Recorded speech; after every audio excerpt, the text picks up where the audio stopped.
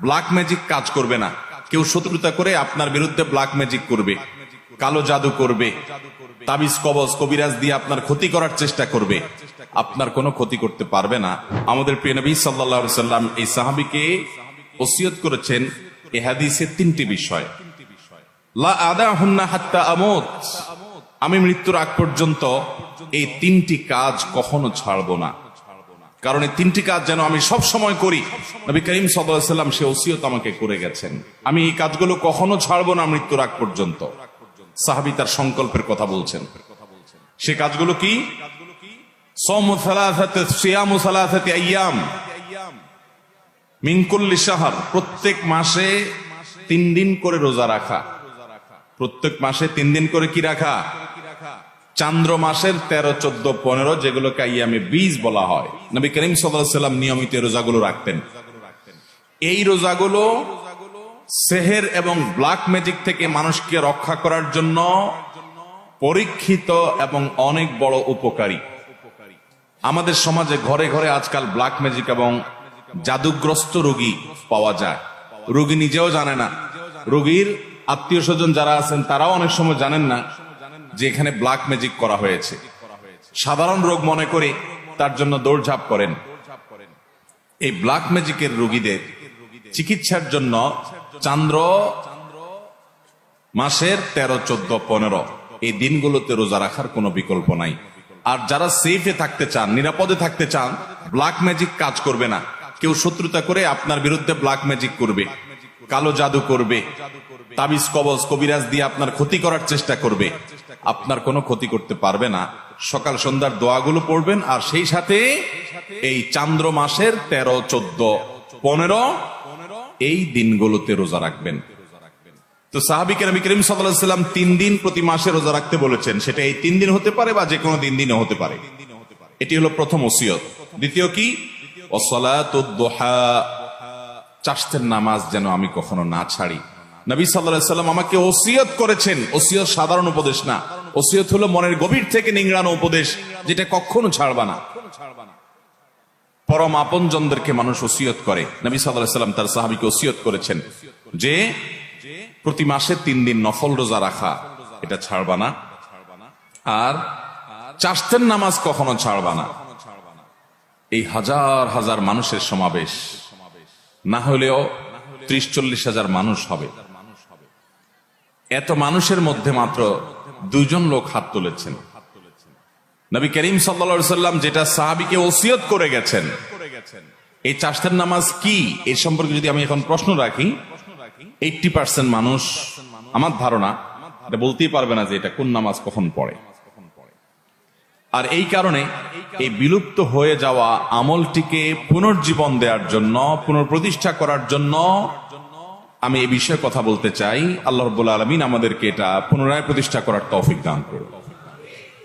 তৃতীয় যে ওসিয়ত করেছেন নবী সাল্লাল্লাহু আলাইহি সাল্লাম তাকে, সেটা হলো ওয়ানাউমুন আলা বিত্রিন, এবং বিতরের নামাজ পড়ে যেন আমি রাতে শুই।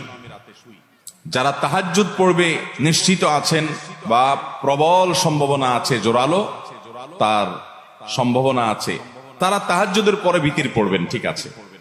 কিন্তু বিতির পড়তে পারি কিনা এ ব্যাপারে যদি সিউরিটি না থাকে, প্রবল নিশ্চয়তা না থাকে, তাহলে সেক্ষেত্রে বিতির পড়ে রাতে ঘুমোতে হবে।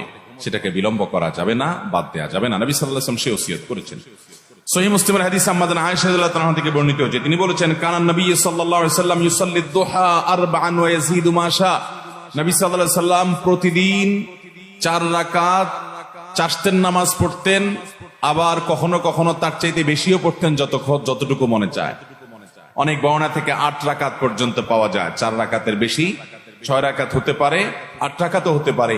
এই হাদিস থেকে বোঝা যায় যে 4 রাকাত তিনি অবশ্যই পড়তেন, এর বেশি কখনো কখনো 8 রাকাতও পড়তেন, 6 রাকাতও পড়তেন। সহিহ মুসলিমের হাদিসে আছে, আবু যর গিফারী রাদিয়াল্লাহু তাআলা বর্ণনা করেছেন, নবী করিম সাল্লাল্লাহু আলাইহি ওয়াসাল্লাম বলেছেন, আল্লাহ রাব্বুল আলামিন আমাদের শরীরে যতগুলো অঙ্গ প্রত্যঙ্গ দিয়েছেন, যতগুলো জোড়া দিয়েছেন, এই প্রত্যেকটি জয়েন্ট, এই প্রত্যেকটি জোড়া আল্লাহর পক্ষ থেকে অনেক বড় অনুগ্রহ। প্রতিদিন এই জোড়া ঠিক থাকার কারণে আমরা মুভমেন্ট ঠিক মতো করতে পারছি, চলাফেরা ঠিক মতো করতে পারছি, অসুবিধা হচ্ছে না। এই যে আল্লাহ তাআলার এত বিশাল বড় নেয়ামত আমরা লাভ করতে পারলাম, সেজন্য প্রতিটি জোড়া, প্রতিটি অঙ্গের তরফ থেকে প্রতিদিন আমাদের সাদাকা করা উচিত। আমরা একবার সুবহানাল্লাহ বললে একটি জোড়া, একটা জয়েন্টের পক্ষ থেকে, অঙ্গের পক্ষ থেকে সাদাকা হয়, এর পক্ষ থেকে আল্লাহর শুকরিয়া আদায় করা হয়। একবার আলহামদুলিল্লাহ বললে, একবার সুবহানাল্লাহ বললে, একবার আল্লাহু আকবার বললে, একটা ভালো কাজ করলে, একটু দান সাদাকা করলে, কাউকে অন্যায় কাজ থেকে বাধা দিলে, কাউকে কোনো ভালো কাজের নির্দেশ করলে, এই প্রত্যেকটি ভালো কাজ মানুষের প্রতিটা শরীরের প্রতিটি জয়েন্ট থেকে সাদাকা হয়। এই যে মানুষের শরীরের শত শত জয়েন্ট, এই জয়েন্ট এবং জোড়া, এই অঙ্গ প্রত্যঙ্গ গুলো থেকে প্রত্যেকটি থেকে আলাদা আলাদা করে প্রতিদিন যদি সাদাকা দিতে হয়, তাহলে কি পরিমাণ নেকামল করা লাগবে। এই হাদিসে নবী সাল্লাল্লাহু আলাইহি ওয়াসাল্লাম বলেছেন, মানুষের শরীরের প্রতিটি জয়েন্ট, জোড়া, প্রতিটি অঙ্গ প্রত্যঙ্গ থেকে একটি কাজ প্রত্যেকটির তরফ থেকে সাদাকা করার, শুকরিয়া আদায় করার কাজ করে দেয়। সেটা হলো, যদি কেউ সলাতুদ দুহা বা চাশতের নামাজ পড়ে, তাহলে এই একটি কাজ তার শরীরের সমস্ত জয়েন্টের তরফ থেকে সাদাকা হয়ে যায়। মুহতারাম হাজরিন, এই সালাতুদ দুহা বা চাশতের নামাজের সম্পর্কে তিরমিজির বর্ণনায় আসছে, নবী করিম সাল্লাল্লাহু আলাইহি সাল্লাম বলেছেন যে আল্লাহ রাব্বুল আলামিন হাদিসে কুদসিতে বলেছেন, ইয়াবনা আদম, হে আদম সন্তান, এর কালি আউয়ালান নাহারে আরবাআন, তোমরা দিনের শুরুতে 4 রাকাত নামাজ পড়ো আমাকে সন্তুষ্ট করবার জন্য। এটা আল্লাহ বলছেন। আকফিকা আখিরাহু, তাহলে তোমাকে আমি দিনের শেষ পর্যন্ত পরিপূর্ণ সময়টাতে আমি যথেষ্ট হয়ে যাব সকল ক্ষতি থেকে বাঁচাবার জন্য। এই 4 রাকাত নামাজ সালাতুদ দুহা, যেটাকে আমরা চাশতের নামাজও বলি।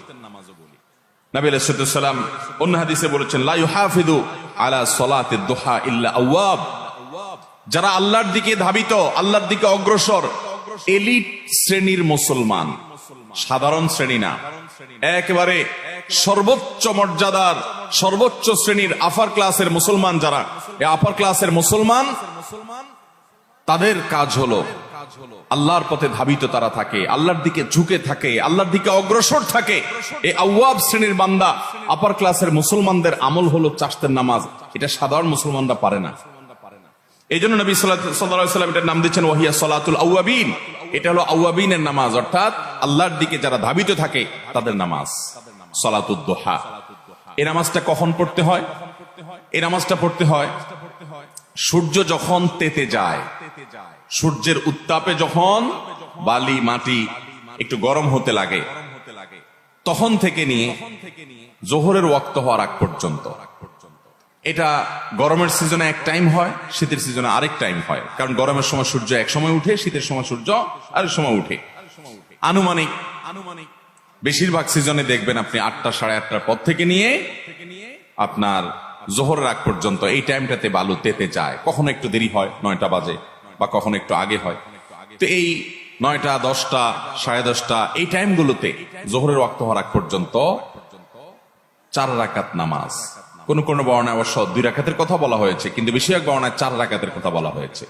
আবার অনেক বর্ণায় 8 রাকাতের কথা বর্ণিত হয়েছে। 2 রাকাত করে পড়তে পারেন। সালাতুল লাইলি ওয়ান নাহারি মাসনা মাসনা, নবী সাল্লাল্লাহু আলাইহি ওয়াসাল্লাম বলেছেন রাত এবং দিনের নামাজ হলো 2 রাকাত করে, নফল নামাজগুলো 2 রাকাত করে পড়ে উত্তম। যাই হোক, অনেক উলামা ইকরাম 4 রাকাত একসাথে করার কথাও বলেন। 2টা আকওয়াল আছে আমাদের মধ্যে, 2টা কওলি আছে। যাই হোক, তো চাশতের নামাজ হিসাবে আপনি 9টা, 10টার দিকে কমপক্ষে 4 রাকাত নামাজ পড়বেন। কোন সূরা নির্ধারিত নাই, যেই কোনো সূরা দিয়ে পড়তে পারেন, সূরা ফাতিহার সাথে আরেকটা সূরা মিলিয়ে। এরপরে আপনি অন্য সব নামাজের যে নিয়ম আছে ঠিক একই নিয়ম।